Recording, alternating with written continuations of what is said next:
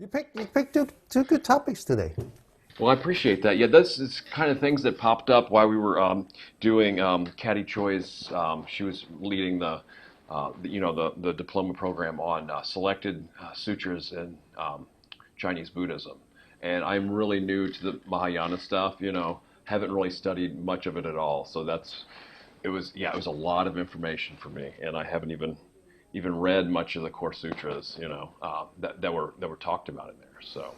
I'm So it'll pretty be a lot convinced to that I'm pretty stuff. convinced that Mahayana is all about extraterrestrial beings. Well, that's the beauty of it, I think, because it just shows how vast and profound existence and reality can be.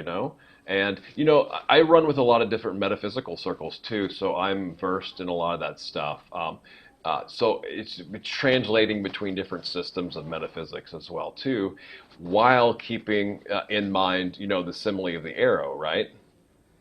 You know that one, right? We talked about that, No, right? You get no.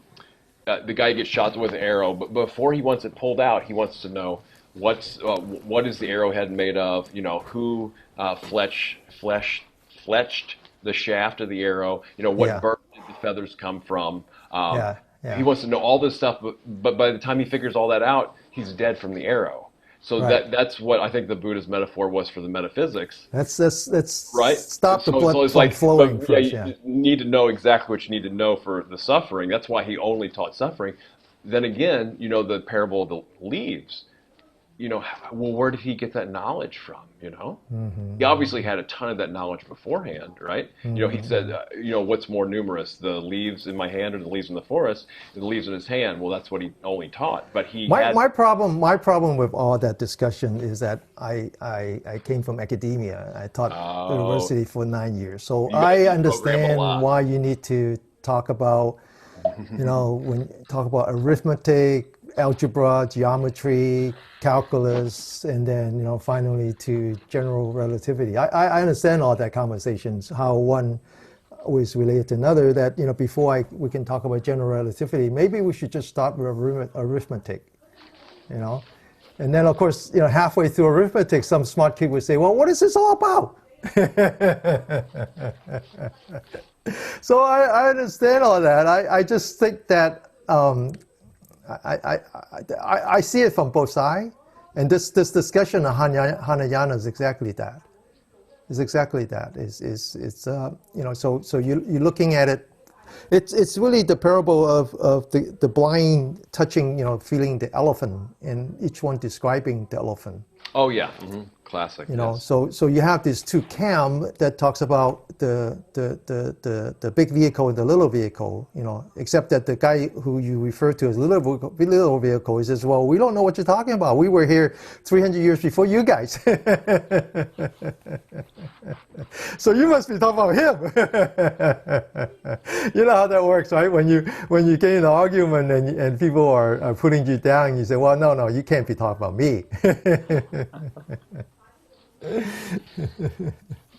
Yeah, it's just you see from a Westerner perspective, like I said, I don't get it. I mean, I can definitely see where it's kind of like a pissing contest, right? Kind of thing, you Well, know. Maybe a the thing little is bit, that but I'm struggling with all that now and hmm trying to digest all that because Master had this 3 day retreat on Zoom that was probably like 3 4 weeks ago. okay, It was actually a Memorial Weekend, I okay. think. Yeah, yeah. Was it Memorial or Labor? I forgot which. The Well, I one get just those now. confused too. Yeah, Yeah. okay, so whichever, the long Yep. weekend. And so hmm a group of students from Los Angeles had organized that. So we all trying to jump to that. Huh. And it was Very in cool. Mandarin. It was in Mandarin, which is tough for me. But on the other hand, we recorded it and then we actually we did a lot of work to put in the Chinese subtitle. Okay, so I had a lot of opportunity to really like dive deep into his teaching, and so he actually his approach now is he's integrating what one would call Hīnayāna versus Mahayana, and in fact the story was that I remember visiting a Thai temple once with him, and the abbot that we were supposed to meet got stuck in traffic, so we were just there with all the monks, and of course Master speaks Thai, and so they were conversing. They were very happy to see a guy who's obviously not Thai speaking Thai, and Master was very excited because he hadn't practiced Thai in a long time. So then came another monk that looked just like the other monk, except that turns out that he doesn't speak Thai, even though he's Thai in origin. So he was somebody who was born here, and he speaks only English. So he walked up to Master and says, "Oh, you are Mahayana," right? Because he wears different uniforms. So Master said, "No, I am Buddhayana." It's a great story. I remember that one. Yes, and he does. He says he practices more Theravada at night and Mahayana during the day. It's such a unique path, and I just feel so blessed and grateful to be a part of it. Yeah, except that in the end, I think what he said is that it's not a choice. Huh? It's not like you can choose. Yep. It's not like there's door number 1, door number 2, and you can pick whichever door you goes to, and then it goes to end. No, he actually came out and says, no, there is no choice. You can't choose. You have to start with the basic. In fact, if you practice Mahayana, the idea that the core of the teaching is above the 4 immeasurables, that actually leads you astray, because what happened is that the idea is that the 4 immeasurables, you start with compassion, love and kindness, and then empathetic joy, and then ultimately get to equanimity. The problem is that since you don't have the equanimity practice, very quickly you become more attached. Yeah. So it's like going up. I knew that. And I knew that, I mean, from very early on when I met Master, and I remember telling him, I said, "Master, did you know that there are 2 kinds of lifesavers?" Like I said, I used to take my kids to the swimming pool, sure. but I realized that it's outside the swimming pool, especially in the temple, there are 2 kinds of lifesavers. There's the kind who knows how to swim, is expert in swimming, but didn't want to save anyone. There's this other kind who wants to save someone, but he himself doesn't know how to swim. So you get so much in there, Denny. Before I forget what the. Okay, we should start. Okay. Okay. Yeah. All right. Hi everyone. Good morning. Good afternoon. Good evening. Welcome to another episode of AUA. Ask Us Anything, the original AUA. Welcome again to Josh Depot, who is joining us the second time. Last time was a month ago, right?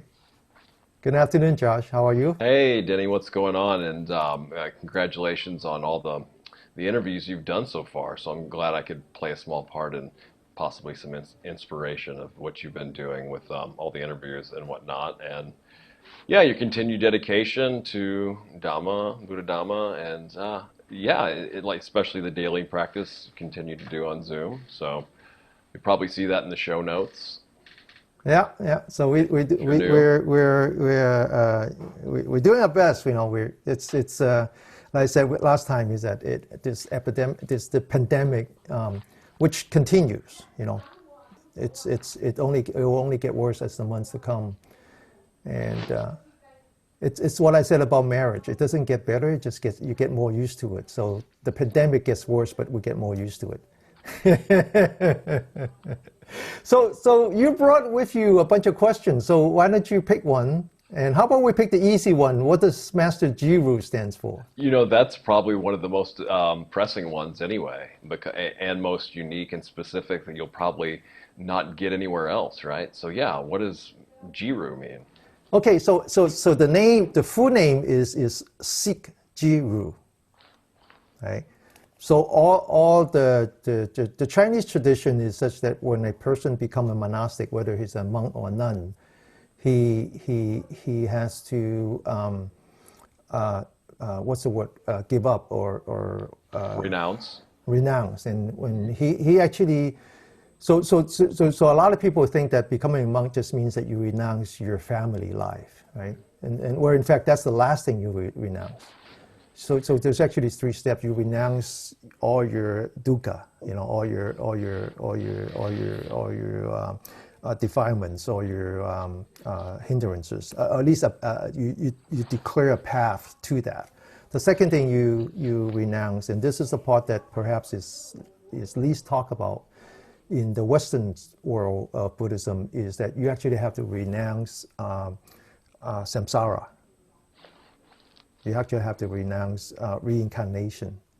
So again, it's a question of making a decision so that I don't have to. I'm working towards Buddhahood, which means escaping samsara, escaping reincarnation. And then finally, you renounce your family life. And Master Zhu actually have a very interesting take on that. And he says, no, you don't renounce your family life so you can hide in a cage somewhere, hide in a cave somewhere. You can do that without actually become a monastic, right? Anybody can do that. He says, actually, you renounce your family life so that you can dedicate yourself completely to serving the community. So he has a different take on that. So the Chinese tradition is that when you do that, you actually renounce your last name, your family name. And so they always have the last name, which is Sik, S-I-K, which comes from Sycamore. Sycamore is the name of our historical Buddha. Once he became Buddha. So he had a different name before, and that was his given name too. And then then people would then refer to him as Sycamore. And Sycamore actually is 2 parts. The first part is again his family, a part of his family, and then the last part meant that he's the elders. He's the one who knows, right? So it's actually so one part actually represents compassion, and the other part represents wisdom. The point is that all monastics in the Chinese tradition, they take on the last name Sik, and so Master's last name is actually Sik, but his first name is Jiru or Jiyu, and again that you can break that into 2 parts. The first word means continue. Okay, so one of the things that you have to know is that Chinese language is very complicated. You cannot just take one character and say that's the meaning. You can't actually do that. And the meaning varies depending on what other word they conjugate with. And sometimes the meaning also takes on a historical perspective as well. So for example, the other day in my Sunday night Dharma meeting with the volunteers that for the prison, and they were talking about what does it mean to save all beings. Save all beings. And so I said, well, actually, the Chinese word doesn't mean save. The Chinese word is actually to guide. So I use the example that it's a guide. It's the same word that we use if I were like the person who rowed the boat, and I come to the shore of the river and I see you standing there, but I know that there is a mudslide coming your way. I cannot just grab you and put you on my boat thinking that I will save all being. My job is not to save. My job is to guide. You would have to agree to it first. Right? So anyway, so Chinese characters are very complicated. You can't just take one. But on the other hand, the most common explanation of that is to continue. To continue.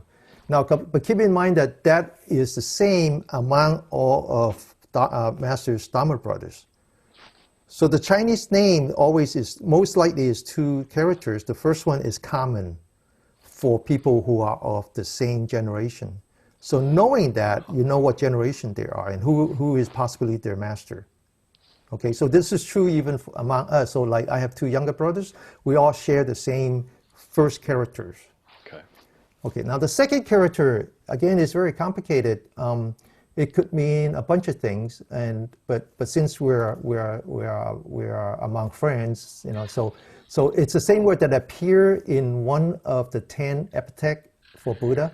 The Buddha has like 10 different names that represent 10 different virtues, And one of the one in Pali or in Sanskrit is Tathagata. Tathagata, I've heard it pronounced too. Tathagata. So there's actually two different interpretation for that, because it depends on the gata. It's G-A-T-A. Depending on if you attach the A to gata or you attach the A to the previous word, or the A split, because A is the opposite, and gata means to leave. A gata means to come. So thus that, come one, yeah. That's the one who comes well, the one who comes, so the idea is that you and I come to this world, but when we come with all the baggages. When Buddha comes to the world, he does not come with any of them, so he comes well, right? And so that word well would be one way to interpret it, Master Xu. So in a way, it's a very good name. It's as if he's saying that I'm the one continuing, the work of the Buddha. Well, yeah, and that's Tathagata. I always thought this. Why aren't we called Why isn't it called Tathagataism? Tathagataism instead of Buddhism. That's what the historical Buddha referred to himself when people ask who he was. It depends on the sutra. That's right. It's a it depends on the sutra. Yeah. So if you look at the Diamond Sutra, that's the only thing they refer to is Tathagata. It's either way, yeah. Yeah. But you can't really use one, because all 10 has different meaning. That's right. So for example, we talk about, you mentioned about Hīnayāna, and so if you say Hīnayāna is the practice of the people in the Southeast Asia, going from Sri Lanka to Burma and so forth, then they don't talk about Buddhahood as much as they talk about being Arahant. That's right, yep. So Arahant is one of the 10 epithets too. Exactly, yep. Yeah. So before we transition into that, I'm going to address some of the things you said. And then Tathagata, I also heard the translation of when the Buddha referred to himself as Tathagata, it was like, it means like, I am thus. They say, who are you? Well, I am thus. Yeah. I'm like this. So he's kind of more like a verb than a noun, right? Yeah. Okay, so now it's interesting the wordplay on Master Jiru's name, Shifu's name. Sikh, that's also the name of a religion. Well, no, that's completely different. I know. This is a wordplay. This is totally different. Right. That's I'm just completely talking about, different. How English spins things and has kind of similarities and stuff. So in this case, it's the totally spelling is S-I-K, right. and the other one, the spelling is S-I-N-G-H. Yeah. Yes, it's just the wordplay and the puns in English I find amusing. And there's also a tree called the sycamore, which is similar sounding to what you said too, right? A sycamore, and there's plenty of sycamores that grow around rivers around here too, or creeks. And then also I like the idea of guiding so much better than saving, because saving seems to have like a lot of or can have some negative Christian baggage for those that don't consider themselves Christians or have been are getting out of that. I don't want to, get in comfort. I had, obviously nothing against Christianity. I think it's very supportive. I think Buddhism actually is supportive of a lot of that stuff too. It's just that I like the guiding better because, maybe some other time we'll go into my encounters. Well, no, it's actually, you really, so again, sometimes those words have, the true meaning of the words depends on the conjugation. But then the meaning of the word can also depends on the historical interpretation. So a very, very famous story was about the sixth patriarch. And so the sixth patriarch is an interesting person in that, number one, he is the one that actually, so the sixth patriarch means that there's a first patriarch, which is Bodhidharma. And then eventually get to the fifth patriarch, but in between they're basically like one off, okay. And then they very brief, a few years, and then they transfer another one and finally when they get to the fifth patriarch, then he started to really build up this Chan practice, or what is now called Zen practice, but it wasn't until the sixth patriarch that really took it. And so there's a saying that it's one stem 5 flowers, because then, you know, it becomes 5 different branches, and Soto Zen and all that, you know, that. And then eventually it took another 1,000 years another 800 years before they went to Japan, you know. But the very famous story about the 6th patriarch, and this explains, you know, kind of put some historical context to the word, whether it's serve to guide or to relieve or to rescue. The very famous story was that the 6th patriarch was actually illiterate. And so he actually came to the monastery where the 5th patriarchs are, and the 5th patriarch recognized him, but he also understands the dangers that he would be in, because he's such an enlightened person, but yet he had no formal training, and so that could cause all kinds of problems with his other student. So he purposely pushed him to work in essentially the kitchen. And then one day he had this, you know, he asked him to come, and so he came to his room, and the story was that they were transmitting his wisdom, and then when it's all done, then the 5th patriarch was the one that took the gasa, which is the uniform, and the bow, and he says, now, you know, from now on you are the 6th patriarch, but let's get out of here because you're now in danger. So they together went down to the bottom of the mountain where the temple is, to the river, and so the 5th patriarch says, let me guide you across to the river, right? Which would be what we would say, because the 6th patriarch came from afar. He doesn't know the area. The fifth patriarch is the one that knows the area. So he says, let me guide you, let me help you to cross the river. And so he had a very famous saying, which is the 6th patriarch says, well, when I am, what's the word? What's the opposite of enlightened? When I am asleep. When I'm asleep, Yeah. you guide me. Now that I'm enlightened, I would have to guide myself. And it's the same word they use in the verses where he says, you know, how to what's the word that I was using earlier? How save all beings. So it doesn't. So my point is that it's not save; it's the guide. Mm-hmm. But it's more than that, because think about it, right? So the 5th patriarch put himself in the position where he would provide the manual labor. So so embedded in that word is a sense of service, a sense of so it's very different from saving all beings. So saving beings had this connotation, you know, that I'm here to save. You follow, right?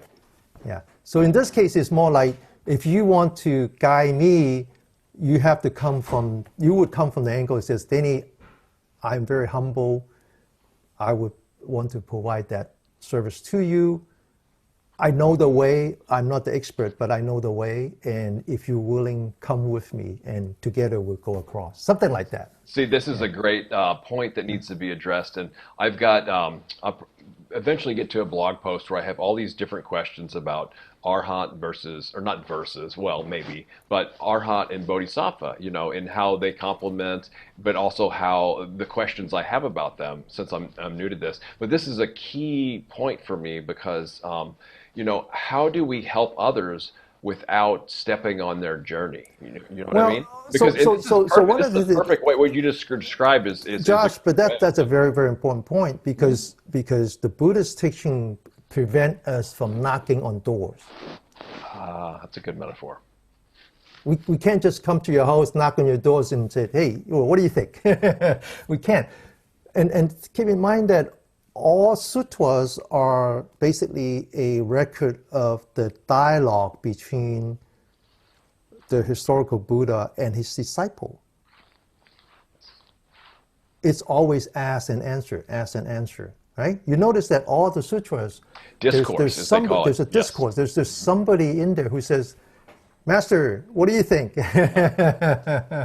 There are very few exceptions. There are actually very few exceptions where the Buddha says, well, you know, this is what I feel like talking today. Very few exceptions. Most of them are ask and answer, ask and answer.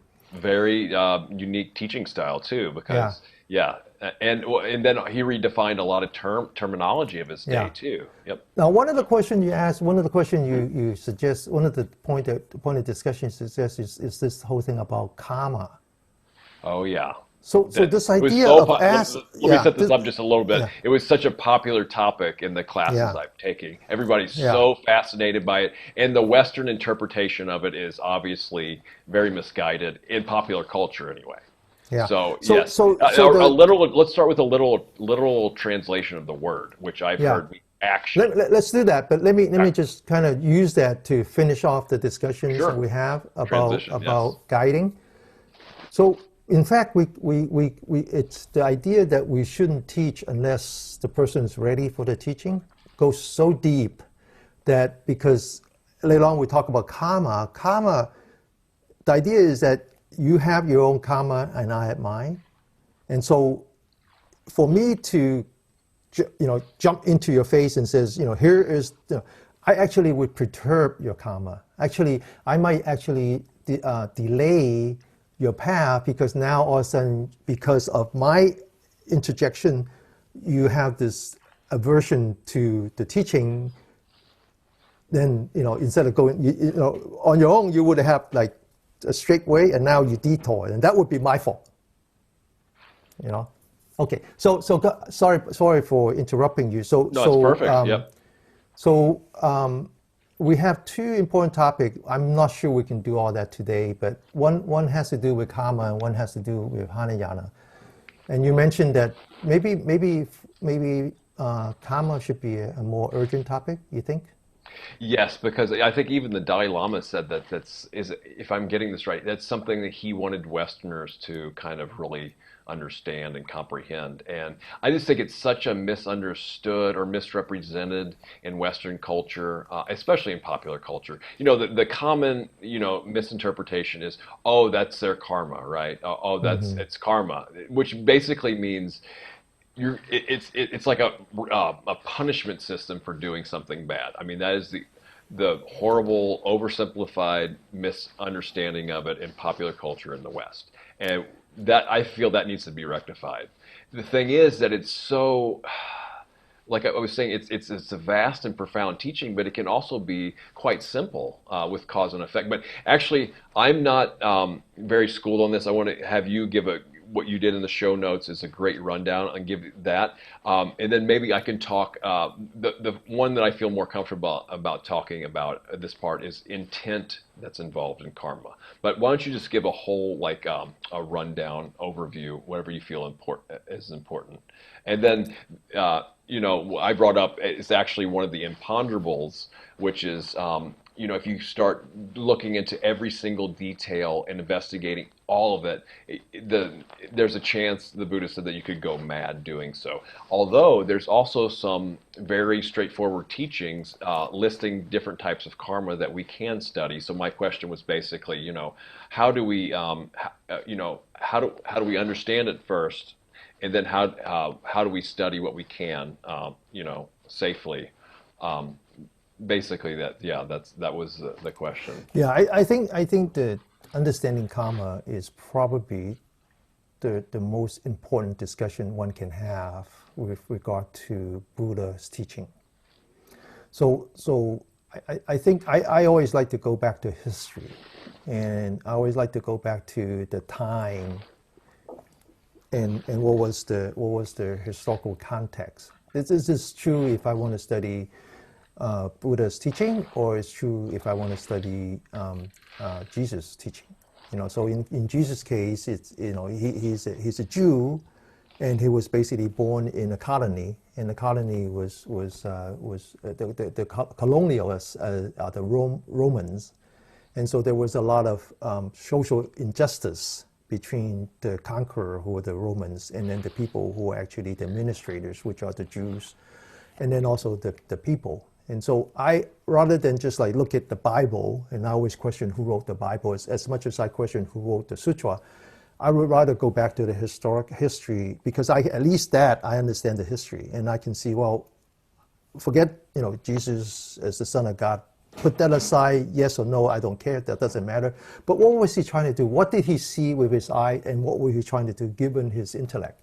I would do the same thing with the historical Buddha, which is 600, 550 years before the birth of Christ. And I would ask myself, well, what was happening then in North India? And so one of the things that I would point out is if you look at the sign, the Buddha's sign is identical to the one used by the Nazis. Oh yeah. Except no, the Nazis is reversed. No. Doesn't it point the other way?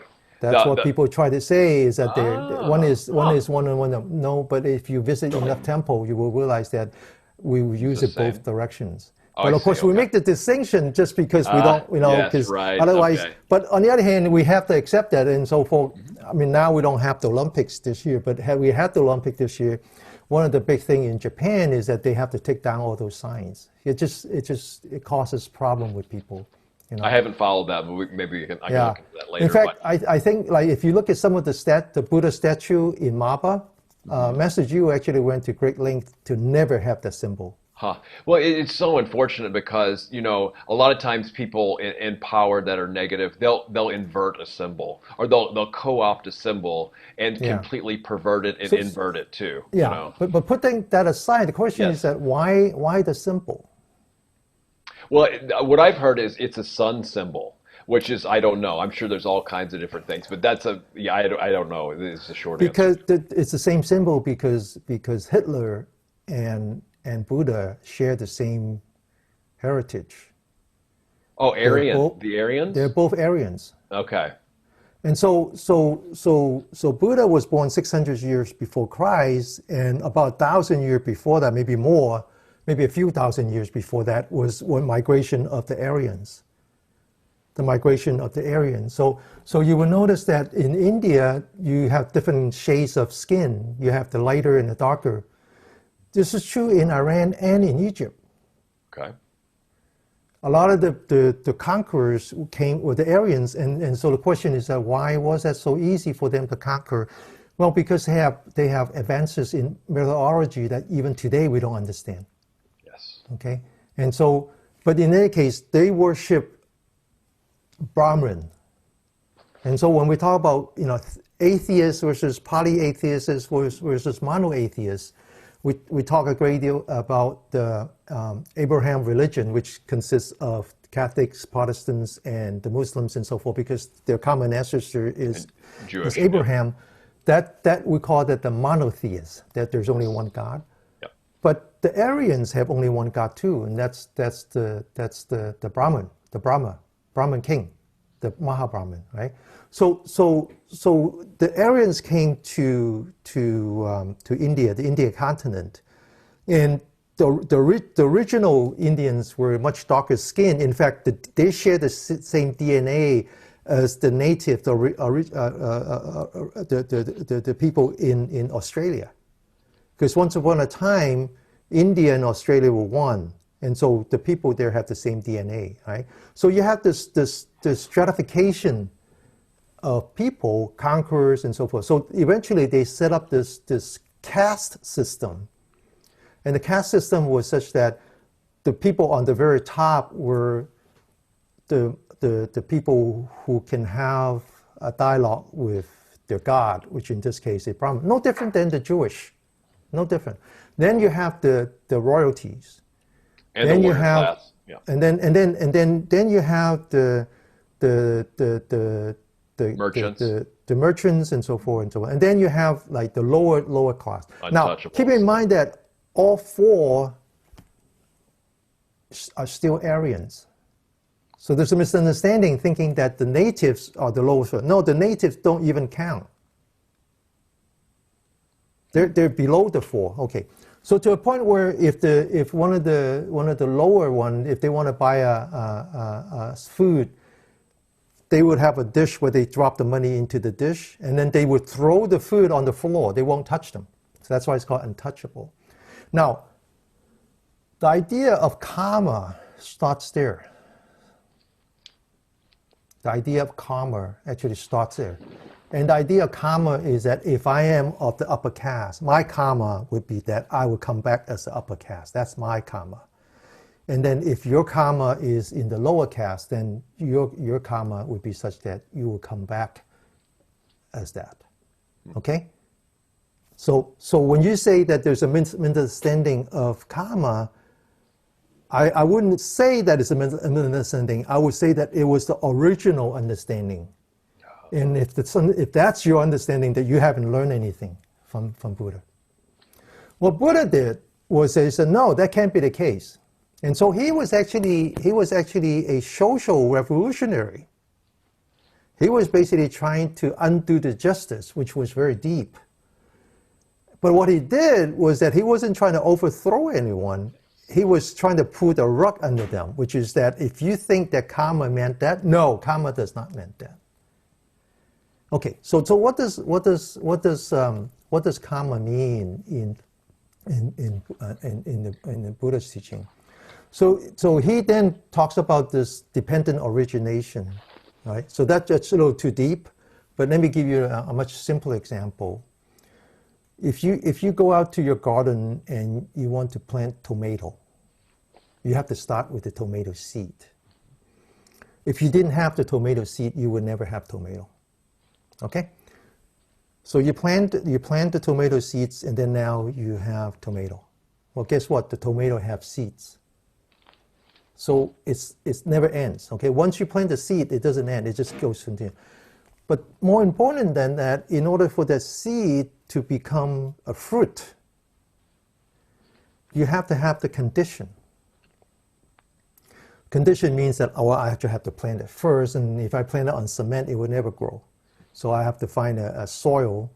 But not only that, but I have to water. I have to keep it away from the elements. I have to fertilize. I have to spend time to remove the weeds, and then I have to build a trellis, for the. I have to do all of that in order for the seed to become the fruit. So the question is, what is karma? Well, karma is both the seed and the fruit.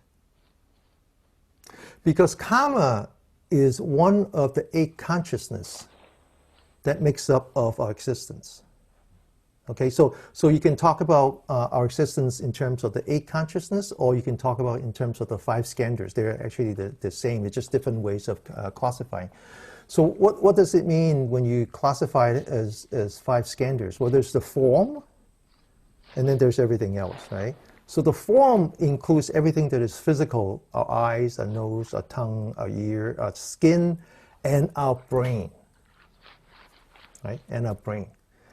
That's what we call the 6 sense store, the 6 root.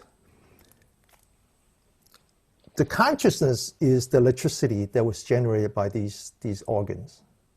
Okay, so there are 6 consciousnesses that are associated with the form. So when my eye sees you, you are the stimulus, right? So you're the color, you're the microwave, or you're the whatever it is that impinges on my eye, and my eye generates electricity. So right away we have these 3 different domains.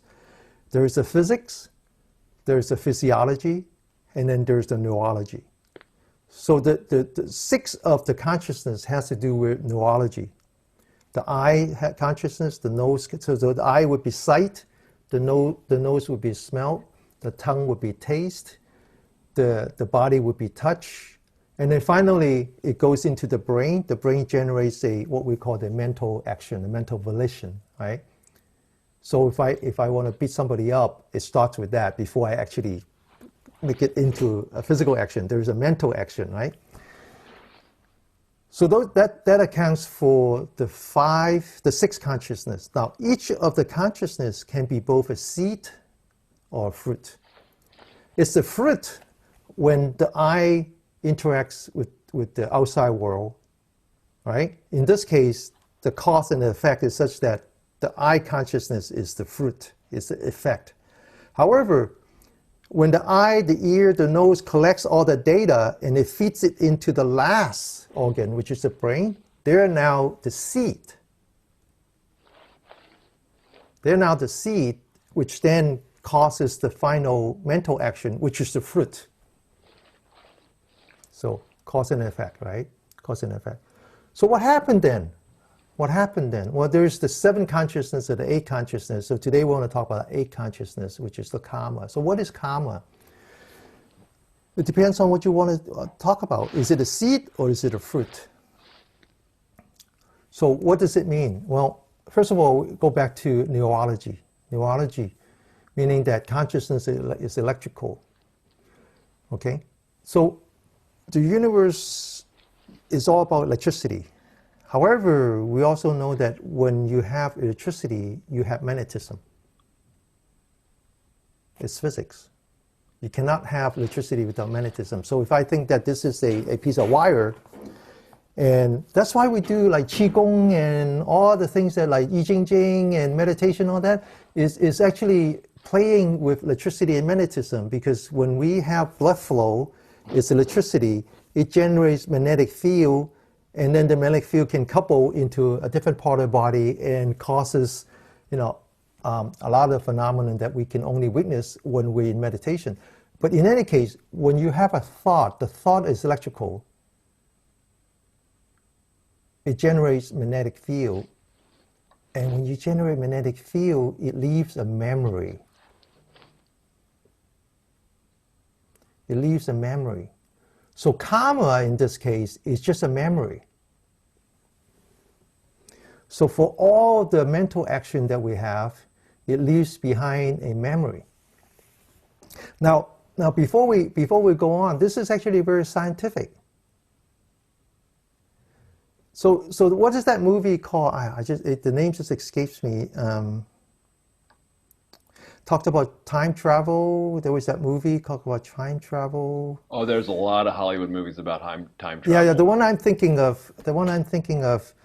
So anyway, he is the one that I wish I'm more prepared. So you would see all that in the physicists talk about all that. Mm-hmm. That you can do time travel, but of course physics only allow traveling to the past. It doesn't allow traveling to the forward. Okay, so anyway, I'm going off tangent, but the point is that karma in this case is a memory. It's a memory. So for all the things, all the good things you've done, all the bad things you've done, it leaves behind a memory. Now, that same karma can also be a seed.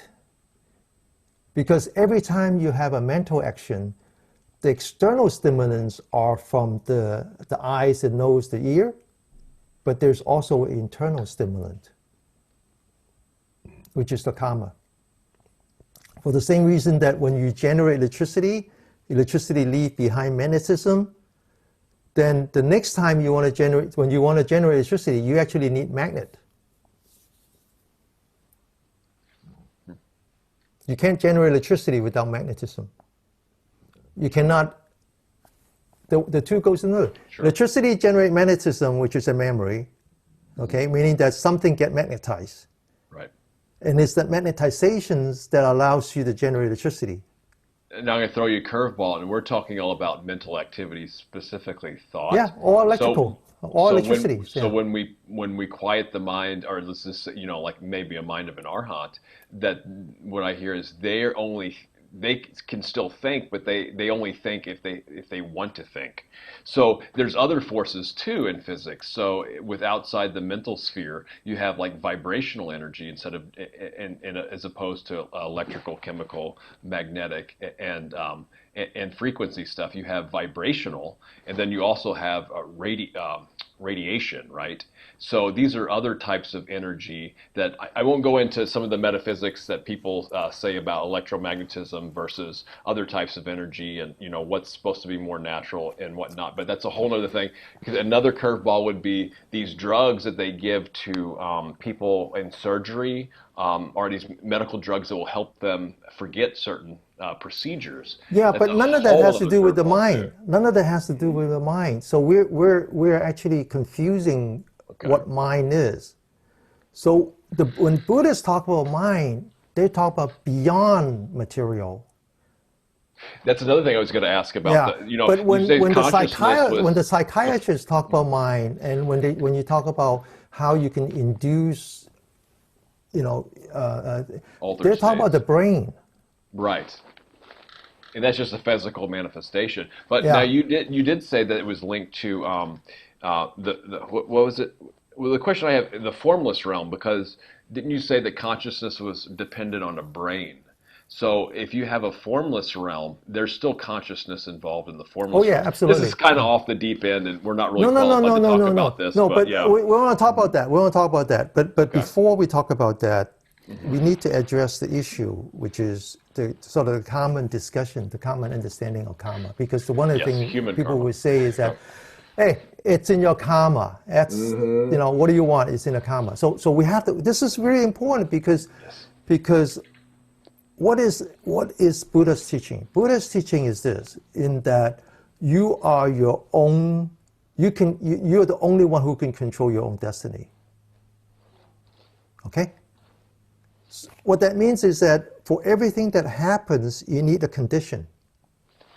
If you want to change the effect, given the initial conditions, then you can actually change the effect by changing the condition. So in other words, going back to the thinking of the time, which comes from North India, and it comes from this overbearing caste system, which is really a political system disguised as a religious system. But that's always what religion is that it's something else disguised as religion, which is true. If you study history, that's how Catholicism started, Sure. because the emperor needed something in his arsenal. Anyway, the point is that what Buddha is saying is that no, that's not true. That's not true. Just because you were born in a higher caste, you can come back in a lower caste. Or just because you're in a lower caste, you can someday become the higher caste because you can control your destiny. That's why you see Buddha was the only master at the time who accepted students from the lower caste. Yes. Because everybody else just throw up their hands, exactly. just throw up their hands, says, no, there's nothing you can do. Right. The best you can do.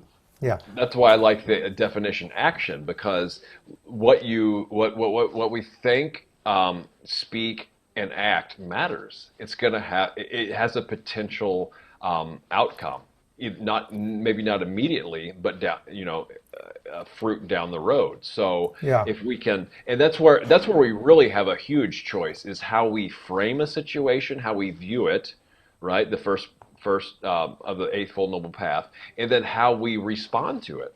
Yeah. Those, we have constant choices in life, and those choices matter and will will they cause or condition future outcomes? Maybe both, right? Yeah. So you mentioned the arahants. The arahants are the people who have practiced to a point where they escaped samsara. And so how do they do that? They don't do that by filtering the karma. See, there's no filtering, right? There's no filtering. You can't just say, hey, here's my karma, I'll pay you, what's your hourly wage, and clean that for me. You can't just say say Hail Mary and be done with it. You can't. That's not what we believe. You cannot cleanse. Because it's in your karma, and therefore it's your karma. Because it's cosmic. So what can you do if you couldn't filter? Well, you can let it settle. You can do sentimentation. So the word chan is abbreviation for the word chana, Chinese, which comes from the word jhana. That's sentimentation. That's actually what it means. Is that we learn to use our body as an early warning system, so that when one of the bad seed, akusala seed, comes out from a karma, we recognize it and we don't follow it. But also not pretend it's not there and run and away not pretend from it that it's either. not there. Yeah. So this is something very important in that people misunderstood what meditation means, and they think that it's all about just sitting there and not think about anything. Now the problem is that most people who practice meditation get benefit from just not thinking. They get benefit from just not thinking. So it's very easy for them to say, oh, that's what meditation is. It's like going to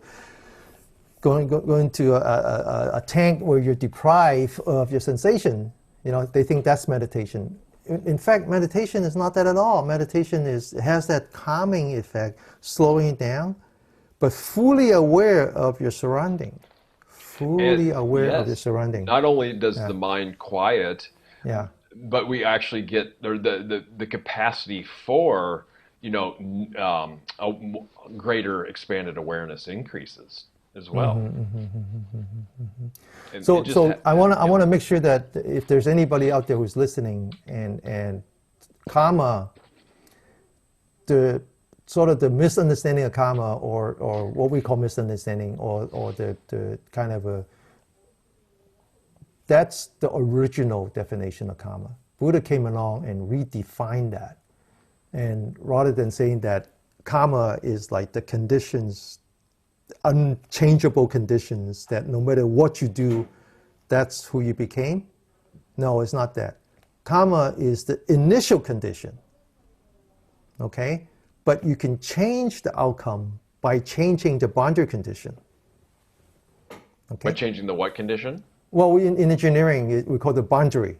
Boundary condition, okay. Boundary conditions, you know. So this is also to not confuse it with trying to line up external conditions just right and thinking that's going to make us happy too, because a lot of people mistake that in their life too, right? If I can just get, you know, my life in order on the outside, then everything's going to be okay. If I can just, you know, get a nice place to live, a good job, and you know, and the wife and kids, and just have my six-pack on the Sunday, everything's going to be smooth sailing. Well, I mean, maybe to a certain extent, but the thing is that that's a recipe for, in the long run, that's not going to bring ultimate fulfilling happiness, right?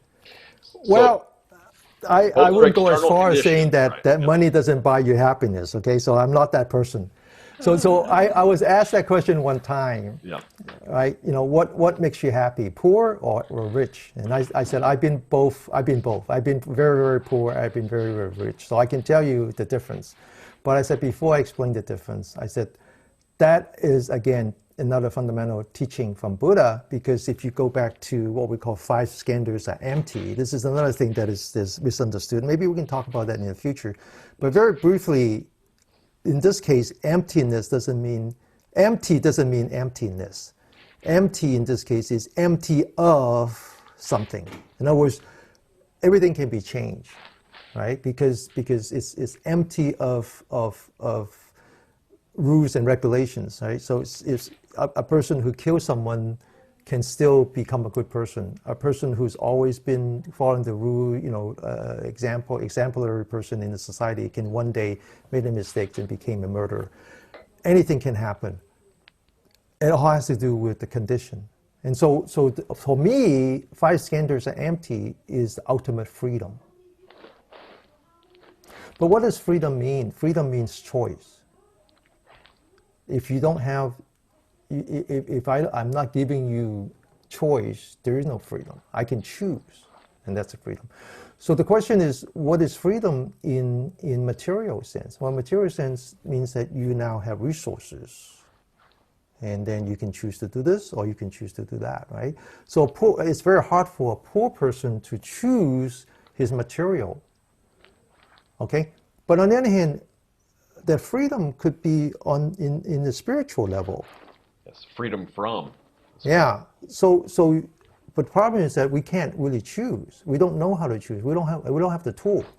And so the Buddhist teaching is all about giving you the tools so that now you know the choices.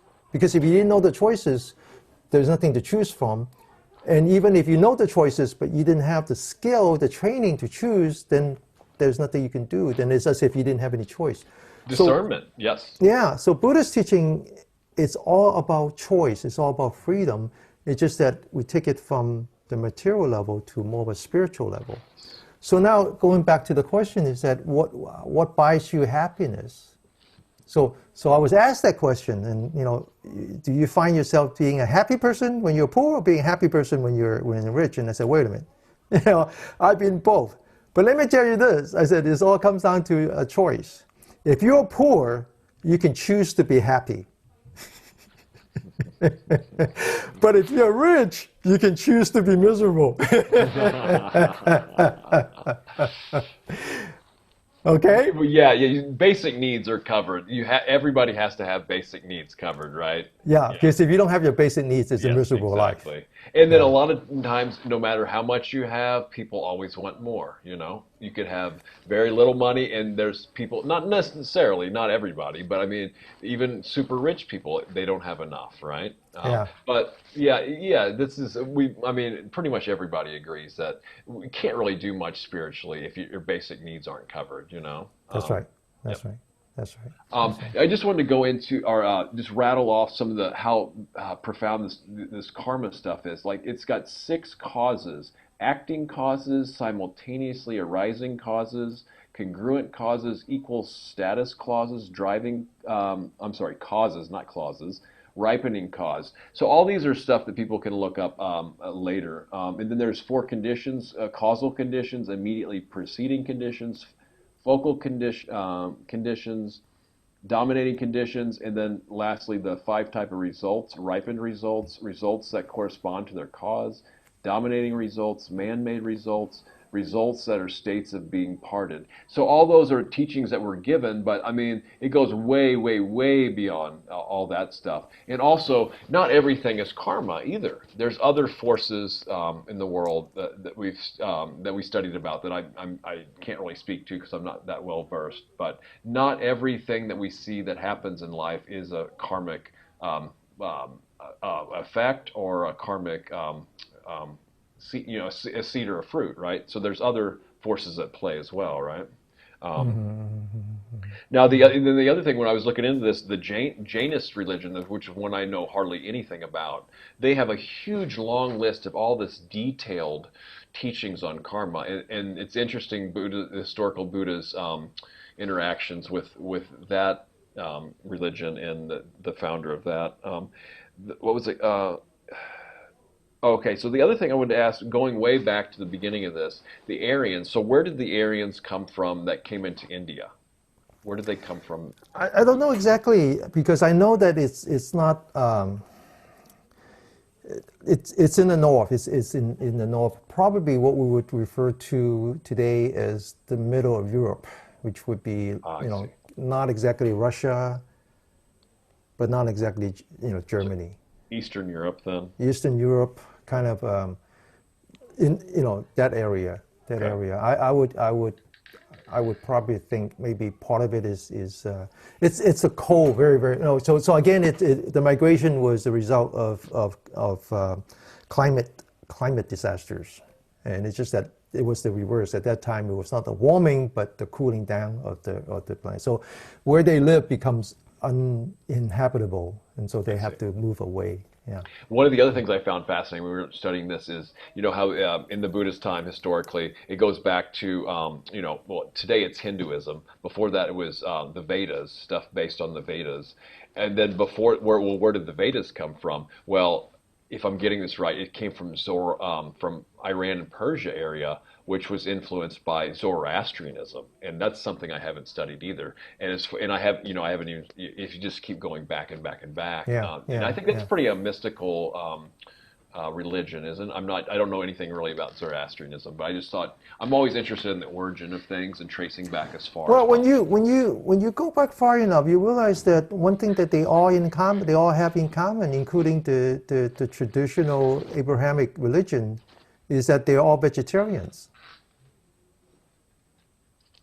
Huh. I'm trying to think of in the Bible now. So for example, in India, many of my students, when I was teaching at UCLA, many of my students came from India, and they were born a vegetarian because their family go back many generations were all vegetarians because they believe that they're the descendants of the Brahmin king. Ah, okay. And if they're not vegetarians, they can never go back. So so a lot of times when they don't cross marry between castes, it's because the kind of a generic pool, they believed of the purity of the generic pool. Mm-hmm. And so many of them are vegetarians. So the Jainism, you mentioned the Jainism. The Jainism they are vegetarian to the extreme where Yeah, they wouldn't Buddhism is even extreme, eat potato. Yeah. Any root vegetable they won't eat because they believe that by eating them you're actually killing. And that's another thing I wanted to talk about Yeah. when I said the intent. So that really affects the karma. There's the classic thing is if you're walking and you step on an ant and don't see it, then it's not going to have a karmic bearing. Yeah, But right. if you deliberately go out and say I Right. want to kill that for this reason, Right. that's going to have an effect. Same way with like even if things as small as washing out your bowl, if it has little food scraps, if you toss that on the ground, this is in the suttas, with the intent. To help the insects, live and carry on life, that can have positive benefits compared to Yeah, just mindlessly. it's all doing it. mental. It's all mental volition. Yes. So just Volition and because intent, you yeah. didn't actually hurt anyone, just thinking about it already causes bad karma. Well, It's very possibly, strict, but very, then very strict. again, I mean, Yeah. that's a tricky question too because we talk about not self teachings. Well, who actually had that thought? How do we discern between sometimes if we're meditating and this thought pops into our heads like, well, I didn't think that. Where did that come from? That's silly. Things like that happen. You're like, Yeah. I wouldn't have thought that. Yeah. Why is that thought there? Yeah. So Well, let me finish. Yeah. Let me finish with the vegetarian story. So the Christians many of the Christians are vegetarians. The 12-day Adventists, they're vegetarians. Huh. Why is that? Well, what are the things that the 12-day Adventists do? Well, first of all, they worship on Saturday, Sabbath, the day of Sabbath, because the Sunday was the first day of the week. Sunday was the day that God created the earth and the air and all that. Sunday was the day. Saturday. Sunday was the day of rest. No, Saturday is the day of rest. Huh. Okay. Well, one of the days was nothing, so I thought that was Yeah, a Sunday. Saturday, Sabbath, sabbatical. Okay, That's what it okay. means. It's a 7 day. It's a day I of see. rest. So when I was a professor, we take sabbatical every 7 years. I see. Okay. That's where the word comes from. Okay. So how did it became Sunday? Well, because when Christianity was taken to Europe, and at first all the Christians were killed, right? They got thrown into the lion, right? But eventually, one of the king decided that he wants to promote that religion. But at that time, the worship of sun god was very important. So he kind of changed that, so that the day of worship was a Sunday, just so that people can adopt. But Constantine in the Council of Nicaea. yeah, but if you read the Bible. If you read the Bible, the book of Genesis talks about how on the sixth day, God created Adam, and he gave him very specific instructions. Because all along, there was a distinction between creating plants that have fruit and plants that were just grain. Oh yeah. And or just grass. So he gave very specific instructions. He says, those fruits are for you. Those And grains and grass, grass are for the animals. And the animals are your friend. So now don't eat them. Well, then there's the interpretation that you're the caretaker of the masters over the animal life on. So and then the breath in the Bible is that's how man was created in the Bible, right? And that how important that is in Buddhism as well, right? So that's a very fascinating topic. But we're winding down here. And also, I just wanted for anybody if it's listening that's first time, Master Jiru, the very first question is. The abbot and monk and venerable and shifu at Mid-America Buddhist Association, where sometimes I practice and study, and he's got temples all over the place too, right, Denny? Or how would you described him last time as our mutual Dharma master as well? So. I'm sorry. I got distracted. Yeah. So he has. That's right. So the Buddhist teaching is such that they don't call it their home. That it's not a home. So it's not like he belongs to a temple. It's not that. It's not that. In fact, the Chinese word for his presence comes from two characters. One has to do with the stick that they carry, and the other one has to do with like. It's almost like the same word that we use when we used to have the Pony Express. Okay. And you take, so there's always these stops that you have to make. Like a relay, or the relay. Yeah. So the idea is that he's walking around with his Dharma stick, and he's just making temporary stops. Okay, so when we say Maba, which is what Josh is most familiar with, it's the place where he happened to be today, right? But it's not his permanent home, and he'll be the first one to tell you that he has no permanent home. Okay, but having said that, he actually is the abbot for 3 other temples. 2 of them is in Chicago, and 1 of them is in San Francisco, where I often go before the pandemic, of course.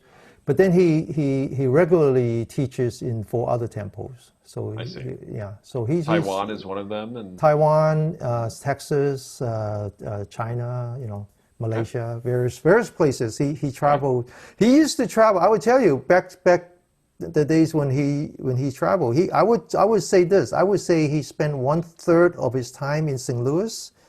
And almost 98% of that 1/3 he's a farmer, basically, or a handyman. He's too busy working because that's his practice. I tell you what, the teachings I got through him, I can't really even describe. So it seems a little silly, but I have to tell you, first time I arrived St. Louis, he hasn't finished that Blue Lotus house yet. Yeah. And I didn't quite know anyone. So he saw me doing this. He said, "Well, I need to put this guy to work." So he gave me this sand sander, and then he said, "Okay, sand this down, but don't make it too smooth." And so I'm like sanding, and then my hands are vibrating, and then I have to stop and touch, make sure it's not too smooth. And in retrospect, he was teaching me the mindfulness of the feeling. You were trying to turn that into a mirror, were you? Yeah. Classic. Anyway, Well, I really enjoyed this, Josh. Likewise. Another good one. All right. Well, I guess we'll see you all next month. Next month? Last Tuesday of the month, I think. That's what we go on now. Noon, Last time we weren't sure. Okay, thank you, Josh. Thank you for spending time with me. Well, and thanks for recording this and putting out the documents and invites. Appreciate it. Okay. Bye, Denny. Bye-bye.